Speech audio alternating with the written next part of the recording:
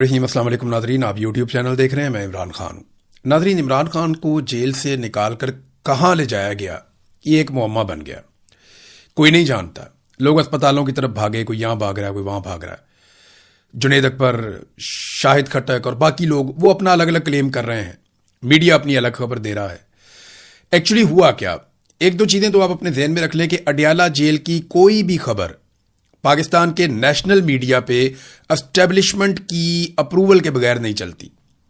نہ تو یہ خبر رپورٹر فائل کر سکتا ہے، نہ نیوز روم اس کو انٹرٹین کر سکتا ہے، اور نہ اسے خبر نامے میں شامل کیا جا سکتا ہے جب تک کہ اس کی اپروول نہیں آئے گی۔ یہ بات آپ کلیئر کر لیں کہ عمران خان کا نام جیسے نہیں چلتا، ویسے ہی یہ کلیئرٹی آپ کو ہونی چاہیے کہ اڈیالہ جیل سے نکلنے والی ہر خبر اسٹیبلشمنٹ کی اپروول کے بغیر میڈیا کی زینت نہیں بن سکتی۔ اگر میڈیا پہ یہ خبر چلی اور 2-4 چینل نے چلائی ہے تو اس کے پیچھے اسٹیبلشمنٹ کی اتنی اپروول ضرور تھی کہ عمران خان صاحب کو اسپتال لے جایا جا رہا ہے۔ اسپتال نہیں لے کر آئے عمران خان صاحب کو، تو لے کر پھر کہاں گئے؟ یعنی ان کی مرضی کے بغیر تو چل نہیں سکتی۔ اب جو جرنلسٹ ہیں وہ ابھی بھی بضد ہیں۔ میری 2 لوگوں سے بات ہوئی، انہوں نے کہا جی کہ ہم آپ کو پکی خبر دے رہے ہیں۔ اچھا، یہ میری اپنی ذاتی خبر نہیں ہے، مجھے کلیم کر کے 2 صحافیوں نے کہا ہم آپ کو پکی خبر دے رہے ہیں کہ 10:50 کے بعد عمران خان صاحب کو اڈیالہ جیل سے باہر نکالا گیا تھا۔ تو میں نے ان سے کہا کسی نے عمران خان کو دیکھا؟ انہوں نے کہا جی عمران خان صاحب کا اسکواڈ اڈیالہ جیل سے باہر نکلا تھا اور پھر یہ خبر چلی تھی۔ تو وہ اسکواڈ عمران خان کے بغیر تو نکلتا نہیں۔ اسکواڈ کا مطلب یہ نہیں ہے کہ عمران خان صاحب کی اپنی گاڑیاں وہاں پہ کھڑی ہیں، وہ ایک پروٹوکولز ہیں جو فالو کیے جاتے ہیں، کیونکہ عمران خان سابق وزیر اعظم اور پاکستان کے سب سے مقبول آدمی ہیں، اور ان کے سیکیورٹی کے بہت سارے ریزنز ہیں۔ پچھلی مرتبہ آپ کو پتا ہے کہ کچھ بندے جو ہیں ان کے خلاف کارروائی بھی ہو گئی تھی کہ آپ نے صرف یہ ڈسکلوز کر دیا کہ عمران خان صاحب اسپتال سے واپس روانہ ہو گئے۔ تو ناظرین، 10:50 کے بعد یعنی 11 بجے سے تھوڑی دیر پہلے عمران خان صاحب کا اسکواڈ نکلتا ہے اڈیالہ جیل سے۔ خبر بھی چلوا دی جاتی ہے، ایجنسیوں کی مرضی کے بغیر یہ خبر چل نہیں سکتی، ہم سب جانتے ہیں۔ اور اس کے بعد عمران خان صاحب کسی اسپتال میں نہیں پہنچتے۔ اب کہانی کیا ہے یہ ہم نہیں جانتے اس وقت، لیکن ایک اور چیز ہے وہ ہم جانتے ہیں کہ پاکستان تحریک انصاف ہو یا تحریک تحفظ آئین پاکستان ہو، وہ اب مزاحمت پہ یقین نہیں رکھتے۔ وہ کسی قسم کی مزاحمت کے لیے نہ خود تیار ہو رہے ہیں، نہ لوگوں کو تیار کر رہے ہیں۔ ہاں، وہ پبلک کے اندر جانا چاہتے ہیں، پبلک کے اندر پاپولر رہنا چاہتے ہیں، وہ روٹین کی سیاست کرنا چاہتے ہیں، لیکن ان کے پاس کوئی انقلابی ایجنڈا نہیں ہے کہ جناب پاکستان میں بڑی زیادتی ہوگی، ہم زیادتی کے خلاف، ظلم کے خلاف کھڑے رہیں گے، تب تک کھڑے رہیں گے جب تک کہ یہ ظلم ختم نہیں ہو جاتا۔ تو آج سہیل آفریدی ہوں یا عمران خان صاحب کی پارٹی کے باقی لوگ ہوں یا تحریک تحفظ آئین پاکستان کی قیادت ہو، مجھے ایسا دکھائی دیتا ہے یا مجھے یہ سمجھ آ رہی ہے کہ وہ مفاہمت کی طرف جا رہے ہیں، اور جو بیک ڈور چینل رابطے ان کے چل رہے ہیں ان پہ ان کو بھروسہ ہے۔ اب یہ تو ممکن نہیں ہے کہ سہیل آفریدی کی عاصم منیر کے نمائندے ہیں محسن نقوی، ان سے ملاقات ہو اور اس ملاقات میں عمران خان ڈسکس نہ ہو، یہ تو ممکن ہی نہیں ہے۔ ان کو تو رات کو سوتے میں بھی عمران خان نظر آتا ہے، دونوں سائیڈوں کو۔ جو سہیل آفریدی سائیڈ ہے وہ عمران خان صاحب کی پارٹی سے ہیں، لازمی بات ہے، اور وہ مجھے پتا ہے کہ چاہے علی امین گنڈا پور ہو چاہے سہیل آفریدی ہو، دونوں کی پوری کوشش ہوگی کہ عمران خان کو کسی نہ کسی طرح باہر نکالا جائے، لیکن طریقہ کار اپنا اپنا ہے۔ اب اسی طرح جو اسٹیبلشمنٹ ہے ان کی بھی نیندیں حرام کی ہوئی ہیں عمران خان نے، تو ہمیں کچھ چیزیں دیکھنی پڑیں گی کہ P T I back door channels پہ ایسا لگتا ہے کہ مطمئن دکھائی دے رہی ہے، لیکن عمران خان کو کون بنائے گا؟ کیا عمران خان کو کسی ڈیل پہ آمادہ کیا جا سکتا ہے کہ باہر آ کے معافی مانگ لو؟ تو معافی تو عمران خان نہیں مانگتا۔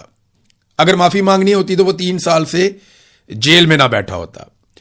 دوسرا، کیا عمران خان صاحب کو اس بات پہ منایا جا سکتا ہے کہ آپ تمام چیزیں چھوڑ دیں اور حکومت کو تسلیم کر لیں اور اس حکومت کے ساتھ صبر شکر کر کے آپ ٹائم گزاریں؟ تو اس بات پہ بھی عمران خان صاحب کو نہیں منایا جا سکتا۔ تو کیا عمران خان کو اس بات پہ منایا جا سکتا ہے کہ ایک سرٹن ٹائم پیریڈ کے لیے عمران خان صاحب خاموش ہو جائیں؟ تو ایسا دکھائی نہیں دیتا کہ عمران خان صاحب کو اس بات پہ بھی منایا جا سکتا ہو۔ تو منایا کس بات پہ جا سکتا ہے؟ عمران خان صاحب کو اسی بات پہ منایا جا سکتا ہے جس میں پاکستان کا فائدہ ہو اور جس میں یہ نظام تبدیل ہو جائے، ورنہ آپ منا نہیں سکتے۔ یہ نظام تبدیل ہونے کی خبریں اب سہیل وڑائچ وغیرہ بھی دے رہے ہیں، اور حکومت مکمل طور پہ ناکام ہو چکی ہے۔ یہ بجٹ جو اب بن رہا ہے نا، سارے سر پکڑ کے بیٹھے کہ انہوں نے کیا کیا۔ پاکستان ہر شعبے میں نیچے گیا ہے، ہماری سرمایہ کاری لگاتار کم ہو رہی ہے، پاکستان سے برین ڈرین ہو رہا ہے، قیمتی لوگ اپنا سرمایہ لے کر پاکستان سے باہر جا رہے ہیں، इकॉनमी बुरी तरह शेक हो चुकी है, गुर्बत में इजाफा हो रहा है, बेरोजगारी में इजाफा हो रहा है, तमाम इशारे जो हैं वो गलत रिपोर्टें दे रहे हैं। कोई चीज पाकिस्तान की दुरुस्त सिमत में नहीं चल रही, दहशतगर्दी इतनी ज्यादा बढ़ती चली जा रही है और कौम में मायूसी है। सबसे बड़ी बात है, कौम में मुकम्मल तौर पे मायूसी है। कोई यहां पैसा लगाने के लिए तैयार नहीं है, कोई यहां काम करने के लिए तैयार नहीं है। तो ऐसे में कौम को खड़ा कौन करेगा और किस तरह कौम दोबारा खड़ी हो सकती? कोई उम्मीद आए ना कौम को। तो इन्होंने बड़ी झूठी उम्मीदें दिलाने की कोशिश की कौम को कि शहबाज शरीफ है, ये महातीर मोहम्मद बन जाएगा। कौम मायूस हो गई। उन्होंने कहा नहीं, ये नहीं बन सकता, ये आसिम मुनीर है, ये तुम्हारे लिए ये करेगा वो करेगा, तब्दीली लेकर आएगा। कौम ने कहा सरकारी मुलाजिम है, इसका क्या काम है? इससे पहले भी बड़े आए, बड़े गए, कोई काम नहीं हुआ। और आसिम मुनीर साहब से कौम बहुत मायूस हुई। तो ये पूरा का पूरा सिस्टम जो है वो एक मायूसी की दास्तान है। इन्होंने बहुत तबाही फेरी है इकॉनमी की, दहशतगर्दी के मामलात में, इंसानी हुकूक की, हर चीज में पाकिस्तान में अबतरी हुई है। तो इमरान खान से अब बात तो करनी पड़ेगी और ये बार बार कोशिश करते रहे। मुझे ऐसा लगता है कि अब दोबारा कोशिश कर रहे हैं। सोहेल वड़ाइच का कॉलम शायद इसी सिलसिले की एक कड़ी है। फिर अली अमीन गंडापुर की जो फ्रस्ट्रेशन है या वो जिस तरह से अब सामने निकल कर आ रहे हैं या उनका गुस्सा बढ़ता जा रहा है या उन्होंने अपने साथियों को एक एक करके सामने लाना शुरू कर दिया है, ये क्यों हो रहा है? देखिए, अगर इसी तरह मफामत होनी थी और बातचीत होनी थी तो वो अली अमीन गंडापुर के दौर में भी हो सकती थी। अब ये तकलीफ तो अली अमीन गंडापुर को रहेगी क्योंकि मुझे उन्होंने ये कहा था कि मैं इमरान खान को अपनी गाड़ी में बिठाकर जेल से बाहर लेकर आऊंगा। उनकी ख्वाहिश थी कि अली अमीन गंडापुर जाए और इमरान खान को अपनी गाड़ी में बिठाकर जेल से बाहर लेकर आए। अब अगर सोहेल अफरीदी के टाइम पे ये मुज़ाकरात हो रहे हैं या कोई बैकडोर चैनल राब्ते चल रहे हैं तो फ्रस्ट्रेशन अली अमीन गंडापुर की बढ़ जाना एक फितरी अमल है। ये मेरा एनालिसिस है इस सारी सिचुएशन के ऊपर। हम इस पे मजीद बात करेंगे। लेकिन खान साहब को जेल से निकाला गया, इस बात के ऊपर चंद सहाफी जो बड़े मोतबर हैं वो बड़े बड़े शोर शॉट हैं, वो कहते हैं ये बिल्कुल निकाला है। खान साहब जेल से बाहर गए, अस्पताल नहीं पहुंचे, कहां लेकर गए कोई पता नहीं है। बहरहाल बुशरा बीबी की फैमिली की भी मुलाकातें नहीं हुई। और वो मैं आपको एक और बात भी बता देता हूं, जेल में जब मुलाकात करवाई जाती है तो बाकायदा हलफ लिया जाता है। बुशरा बीबी से भी हलफ लिया जाता है, ये मुझे एक सोर्स ने बताया, और फैमिली से भी हलफ लिया जाता है कि आप बाहर आकर कोई बात नहीं करेंगे। और बुशरा बीबी से हलफ लिया जाता है कि आप इमरान खान के बारे में इनसे कोई बात नहीं करेंगी। ये अभी लास्ट जो एपिसोड हुए एक दो, उनके अंदर ये हुआ। बहरहाल ये तो एस्टेब्लिशमेंट का अपना तरीकाकार है, वो बेचारे फंसे हुए बहुत बुरी तरह। पाकिस्तान तहरीक इंसाफ के लोग सोहेल अफरीदी धरना देने के लिए पहुंचे, वो जा रहे हैं जी असेंबली के बाहर कि जी बजट ठीक नहीं है तो हम धरना देने आ रहे हैं। भैया आपने बजट पढ़ा है? आपको पता है उसमें क्या लिखा है? आपको क्या मिलने जा रहा है, आपको क्या नहीं मिलने जा रहा? आप मुंह उठा के चल पड़े जनाब हमने जाके धरना देना है। आपकी पार्टी कहती है कि हमारे साथ एतमाद में भी नहीं लिया। और जब आप 200, 250, 500 बंदा लेकर आप जाएंगे तो इस्लामाबाद में आपको 10-15 पुलिस वाले रोक लेंगे। और यही हुआ, 26 नंबर चुंगी पे उन्होंने रोक लिया। वो फेस सेविंग थोड़ी बहुत देंगे और वापस छोड़ देंगे। ये क्या हो रहा है भाई? ये पाकिस्तान तहरीक इंसाफ अवाम की सबसे बड़ी पार्टी है। आपने आना, आप 2-2.5-3 लाख बंदा लेकर आए, 10,000, 5,000, 25,000 बंदे लाकर तो आपने देख लिया।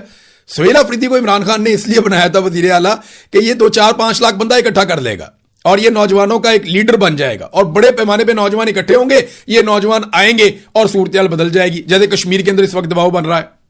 लेकिन ऐसा किया नहीं गया।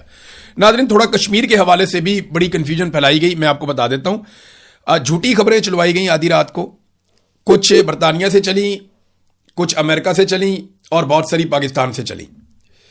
मैं आपको यह कंफर्म कर देता हूं कि अमली तौर पे जो प्रेस क्लब है, चाहे वो रावला कोट का है चाहे वो मुजफ्फराबाद का है, वो अमली तौर पे नाकारा हो गए, यानी वो काम नहीं कर पा रहे। वहां पे कुछ दोस्तों ने, बहुत करीबी दोस्त हैं, उन्होंने ये बताया, उन्होंने कहा जी कि हमें तो बाकायदा प्रेस क्लब के अंदर अब थ्रेट्स हैं, हम वहां नहीं जा रहे और हम रिपोर्टिंग नहीं कर सकते, हम किसी को सवाल नहीं पूछ सकते। ये खबरें खुद ही जारी करवाई जा रहे हैं और अपने बंदों से जारी करवा रहे हैं। ज्यादातर खबरें इस्लामाबाद से चलवाई जा रही हैं या जो पाकिस्तान के बाहर लोग बैठे हैं वहां से चलवाई जा रही हैं। इन खबरों का जमीनी हकायक के साथ कोई ताल्लुक नहीं है। खबर चलाई गई जी आधी रात को, धरना खत्म हो गया, सारे लोग चले गए, अब कोई वापस नहीं आएगा। खबर यह चलवाई गई कि जनाब धरना खत्म हो गया। लेकिन हकीकत क्या है वो जरा आप ये देख लें कि बारिश हुई थी रात को। कश्मीर में इस वक्त भी रात को बारिश हो जाए ना, रावला कोट के इलाके में, तो बहुत ठंड हो जाती है। लोगों के पास कोई साहिबान तो था नहीं। तो यहां से जो लोग मूव हुए हैं, यहां पे एक बस टर्मिनल है बहुत बड़ा, चंद हजार लोग वहां पे मूव हो गए। कुछ लोग घरों के अंदर चले गए, लोगों के लोग जो मकामी है वो उनको अपने साथ ले गए। और 500 से 600 गाड़ियों की एक पार्किंग भी है वहां पे करीब में, ये बहुत बड़ी पार्किंग है। تو اس میں بے شمار جگہ ہے. تو وہاں پہ ہزاروں لوگوں نے وہاں پہ رات گزاری.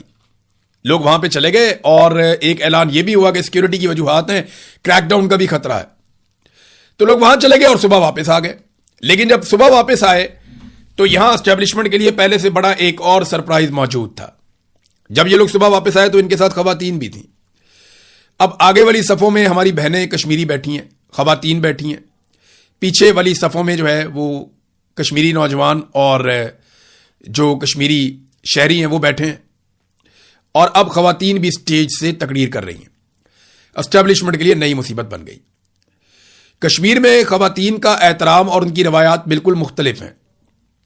وہاں پہ خواتین نارملی جلسوں میں جلوسوں میں اس طرح شرکت نہیں کرتی, لیکن اس وقت وہ بھی اس کے اندر شامل ہو گئی ہیں کیونکہ خون بہایا جا رہا ہے.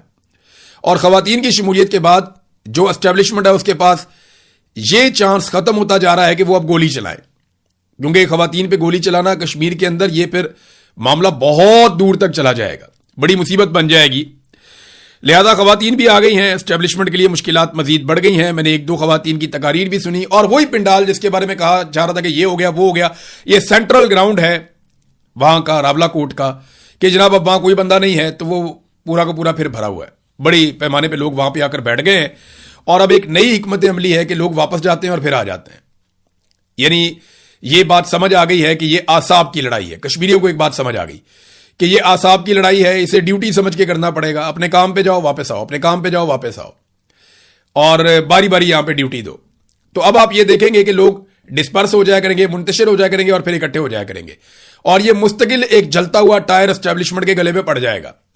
بیٹھ کے بات کرنی پڑے گی, کیونکہ ابھی بھی دیکھیں وہاں پہ آزاد کشمیر میں انٹرنیٹ, موبائل فون, بہت ساری سروسز بند کی ہوئی ہیں اور کریک ڈاؤن کی تیاریاں کی جا رہی ہیں. بلکہ یہ خبریں دی جا رہی ہیں کہ آج رات کو کوئی بہت بڑا کریک ڈاؤن کیا جائے گا.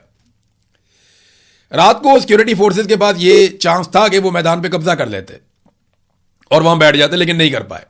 مجھے لگتا ہے کہ جب دوبارہ یہ میدان خالی کریں گے لوگ تو سیکیورٹی فورسز آئیں گی اور وہ اس میدان کے اوپر قبضہ کرنے کی کوشش کریں گی. لیکن جو بھی ہوگا ہم اس کو رپورٹ کریں گے, آپ کو بتائیں گے کہ صورتحال کہاں تک گئی. بہرحال ابھی ناظرین یہاں پاکستان میں بجٹ پیش کیا جا رہا ہے, اور بجٹ کے حوالے سے جو خبریں ہیں وہ عام آدمی کے لیے پھر اسی طرح ہے جس طرح ہمیشہ ہوتی ہیں. یعنی بہت کم پاکستان میں ایسا ہوا کہ عام آدمی کو بہتر بجٹ ملا. اب 18,000 ارب روپے سے زائد کا وفاقی بجٹ پیش کیا گیا. 4-5 چیزیں میں آپ کو بتا دوں کہ مہنگائی جو بڑی ہے نا پاکستان میں وہ لگ بھگ 200% بڑی ہے. 200% کے قریب. یعنی بجلی کی قیمتیں ڈبل سے زیادہ, گیس کی قیمتیں ڈبل سے زیادہ, پیٹرول کی قیمتیں ڈبل سے زیادہ, اور ان کی وجہ سے باقی چیزوں کی قیمتیں بھی بڑھ گئی ہیں. آٹے کی جو بوری 1100 روپے کی تھی وہ 3,000 کے آس پاس پھرتی ہے. تو ہر چیز کی قیمت دگنی سے زیادہ 3 گنا 2 گنا ایسے ہو گئی ہیں. جبکہ جو تنخواہوں میں اضافہ کیا گیا وہ 7%, اور پینشن میں اضافے کی جو تجویز ہے وہ 7% ہے.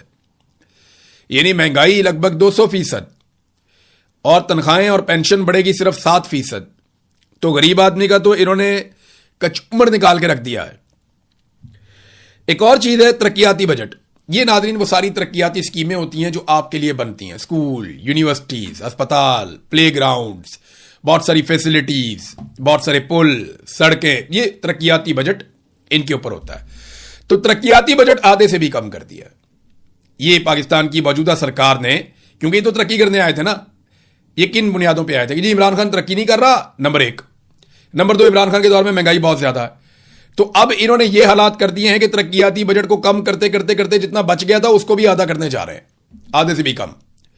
ایک تو اب آپ کے جتنے پرانے بڑے پروجیکٹ ہیں یہ وزراء خود مان رہے ہیں کہ وہ اب نہیں چلیں گے. آپ کے بڑے بڑے پروجیکٹ پاکستان میں جو بن رہے تھے ترقی کے لیے وہ اب نہیں چلیں گے. نمبر 2, کوئی نیا پروجیکٹ اب یہ شروع نہیں کر پائے گی حکومت. یعنی کسی نئے پروجیکٹ پہ عمل درآمد نہیں کر پائیں گے. جو چیزیں ہیں ان کو بیچ کے یہ گزارا کریں گے قرضے لے لے کر, اور یہ کچھ نہیں کر پائیں گے.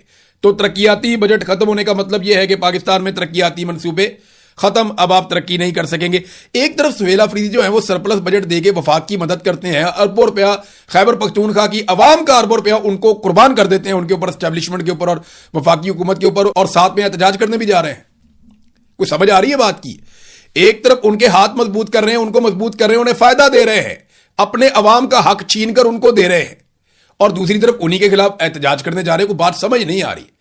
2 دن پہلے آپ ان کے ساتھ وہاں مذاکرات میں بیٹھے تھے, میٹنگ میں بیٹھے تھے, اپنی چیزیں ان کے سامنے رکھ دیتے آپ, اور اگر احتجاج کرنا تھا تو وہاں احتجاج کرتے, باہر نکل آتے, کہتے جی میں احتجاج کرتا ہوں, میں اس آدمی کے ساتھ تصویر بھی نہیں بنواتا.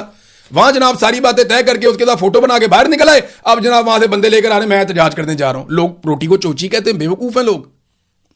لوگوں کو سارا کچھ نظر آ رہا ہے, لوگ بیوقوف نہیں ہیں. دفاعی بجٹ میں ناظرین اضافہ کیا گیا, یہ ضرور ڈسکس ہونا چاہیے. 17.6% دفاعی بجٹ پاکستان کا بڑھا دیا گیا. بہت اچھا فیصلہ ہے, پاکستان کو اپنا دفاع مضبوط کرنا چاہیے, لیکن ساتھ ہی ساتھ چند چیزوں کی ٹائم لائن بھی بتانی چاہیے.